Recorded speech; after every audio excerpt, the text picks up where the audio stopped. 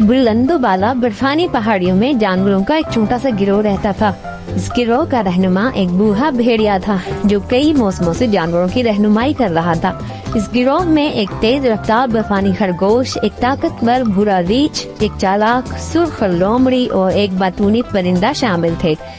इन्होंने मिलकर कई मुश्किलात का सामना किया था, लेकिन जो चैलेंज अब इनके सामने था वो सबसे बड़ा और मुश्किल था, क्योंकि एक शदीद सर्दी ने बर्फानी पहाड़ों को अपनी लपेट में ले लिया था, जो किसी भी पिछली सर्दियों से ज्यादा शदीद थी। जो झील इनके पानी पीने का जरिया थी वो मुकम्मल तौर पर जम चुकी थी और खुराक के ज़खायर कम हो रहे थे। सबसे ज्यादा खतरनाक बात ये थी कि जंगल में एक सियाह साया घूम रहा था। जानवरों ने एक कदीम दास्तान सुनाई। जानवरों ने बर्फानी भूत का जिक्र किया, एक ऐसी रूह जो जमीन से हरारत और जिंदगी चुरा लेती थी। अगर वो जल्द कुछ ना करते तो पूरी वादी दायनी सर्दी की लपेट में आ सकती थी।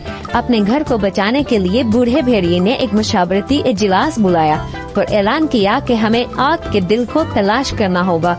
आग का दिल एक जादुई पत्थर था जो बर्फानी पहाड़ों की सबसे ऊंची चोटी पर छुपा हुआ था, जिसमें जमीन को दोबारा गर्म करने की ताकत थी। जानवरों ने फौरन इसकी बात पर अमल किया और अपनी खतरनाक मुहिम का आगाज किया और आग के दिल की तलाश में निकल पड़े। वो अपने सफर पर थे कि शदीद बर्फबारी की वजह से एक बर्फानी तोदा इन पर गिरने लगा, तो तेज रफ्तार खरगोश आगे भागा और सब जानवरों को बर वक्त खबरदार किया। वो सब अलग तंग रास्ते से निकल गए, जिसके फौरन बाद बर्फ नीचे आ गिरी। जैसे ही वो आगे बढ़े इन्हें जमी हुई नदी का सामना हुआ, जिसकी बर्फानी सतह पर चलना बहुत मुश्किल था। चालाक लोमड़ी ने मसले का हल निकाला। सब ने मिलकर आसपास से मजबूत टहनियाँ इकट्ठी की और इन्हें जोड़कर एक पुल बनाया, जो इतना मजबूत था कि सब ने महफूज तरीके से उसे पार कर लिया। रात हुई तो इन सब ने एक गार में पनाह ली। गार में इन्हें अंधेरे में चमकती हुई आंखें दिखाई दी। एक बर्फानी भूत था। वो सायादार मखलूक इनकी तरफ बढ़ी तो परिंदे ने जोरदार चीख मारी और भेड़िए ने गिरोह को हमला करने की क़यादत की। यूं भूत पीछे हट गया और छुप गया।